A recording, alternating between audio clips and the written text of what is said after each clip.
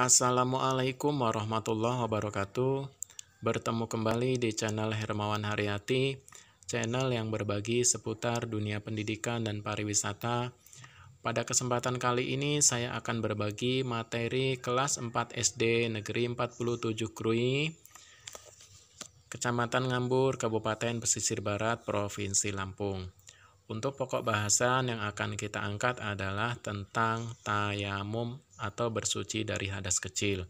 Silakan anak-anak simak dari awal sampai akhir, jangan di skip ya, agar tidak gagal paham.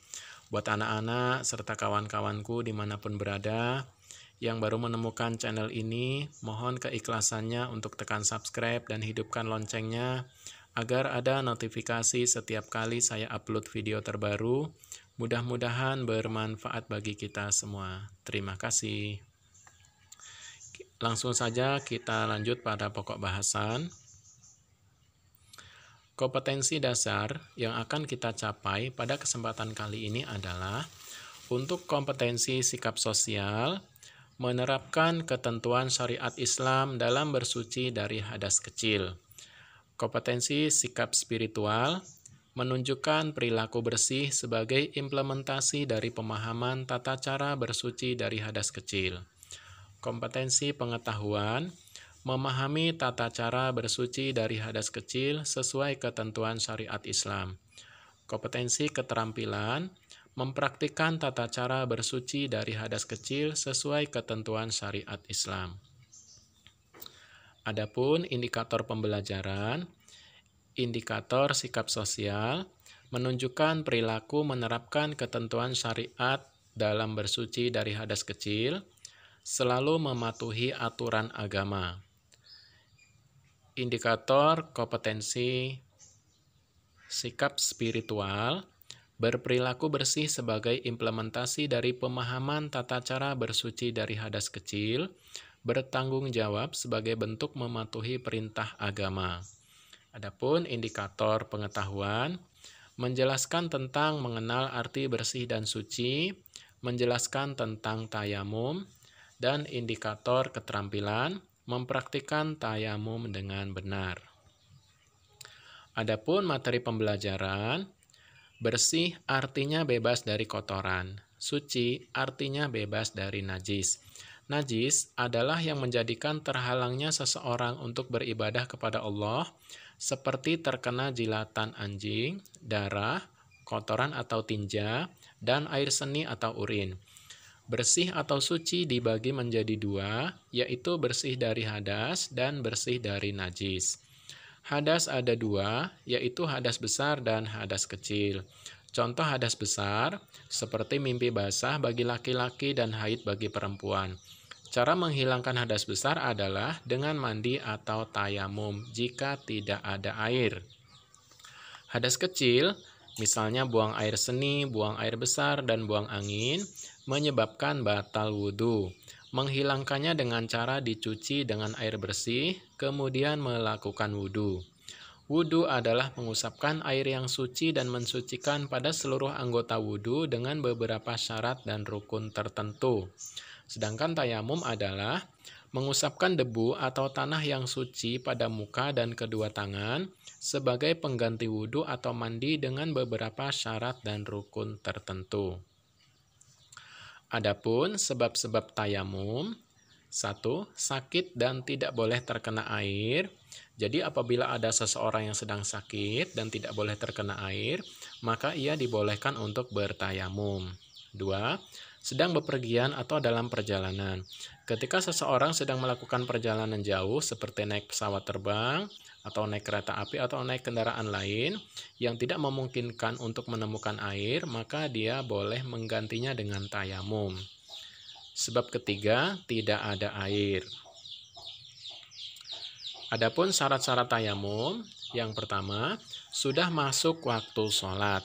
Jadi, ketika sudah masuk waktu sholat, silahkan bertayamum apabila tidak ada air. 2. Telah berusaha mencari air tetapi tidak menemukannya.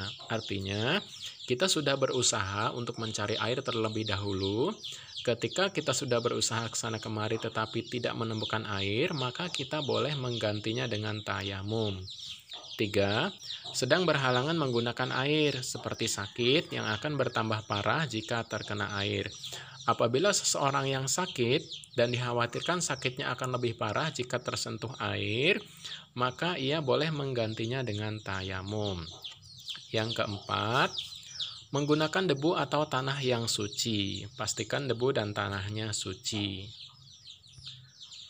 Adapun rukun-rukun tayamum ada 3. Yang pertama, niat. Niatnya, bismillahirrahmanirrahim. Nawaitu tayammuma liraf'il hadasil asghori fardholillahi ta'ala. Yang artinya, niat saya bertayamum untuk menghilangkan hadas kecil, fardu karena Allah Ta'ala. Kemudian yang kedua adalah mengusap muka menggunakan debu atau tanah yang suci. 3. Mengusap kedua tangan sampai siku dengan menggunakan tanah atau debu yang suci. Jadi rukun tayamum ada 3. Kita lanjut. Sunnah-sunnah tayamum. Sunnah-sunnah tayamum kurang lebih ada 3. Yang pertama, membaca basmalah. Jadi sebelum melakukan tayamum, kita disunahkan untuk membaca basmalah. Bismillahirrahmanirrahim. Kemudian menghembuskan tanah dari kedua telapak tangan agar tanah yang berada di atas tangan menjadi lebih tipis. Jadi ketika kita menggunakan debu secara langsung kita tempelkan dengan tanah, kita tiup terlebih dahulu debu yang ada di telapak tangan agar tidak terlalu tebal ketika diusapkan ke wajah. 3. Membaca doa setelah selesai tayamum. Kurang lebih doanya sama dengan doa setelah wudhu. Kita lanjut slide berikutnya.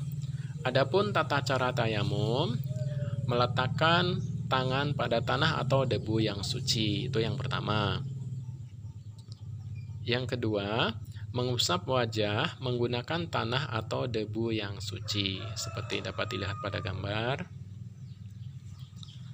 Ketiga, mengusap tangan kanan menggunakan tanah atau debu yang suci. Jadi dahulukan tangan yang sebelah kanan. Adapun langkah yang keempat, mengusap tangan kiri menggunakan tanah atau debu yang suci. Setelah itu baru membaca doa selesai tayamum. Adapun ketika kita sedang berada dalam suatu kendaraan dan tidak memungkinkan untuk menemukan tanah atau debu, maka kita bisa menempelkan kedua tangan kita pada kursi di depan kita atau di dinding kendaraan. Tata caranya hampir sama dengan tayamum yang langsung dengan tanah. Yang pertama, menempelkan kedua telapak tangan ke sandaran kursi depan atau dinding pesawat. Kedua, menyapukan kedua telapak tangan tadi ke wajah secara merata dari ujung rambut atau dahi sampai ke dagu. Ketiga, menempelkan lagi kedua tangan ke bangku depan atau dinding pesawat yang belum tersentuh. Jadi, ketika akan menempelkan kembali tangan ke dinding pesawat atau kursi di depan, jangan di tempat yang tadi kita tempelkan. Kita cari tempat lain yang belum digunakan untuk tayamum. Boleh di bawahnya, di sampingnya, atau di atasnya. Yang pasti jangan di tempat semula. Keempat, menyapu rata tangan kanan hingga siku dengan tangan kiri dan menyapu rata tangan kiri dengan siku sampai siku dengan tangan kanan. Demikian cara tayamum di dalam kendaraan. Kita lanjut slide berikutnya. Adapun hal-hal yang membatalkan tayamum sama dengan hal-hal yang membatalkan wudhu.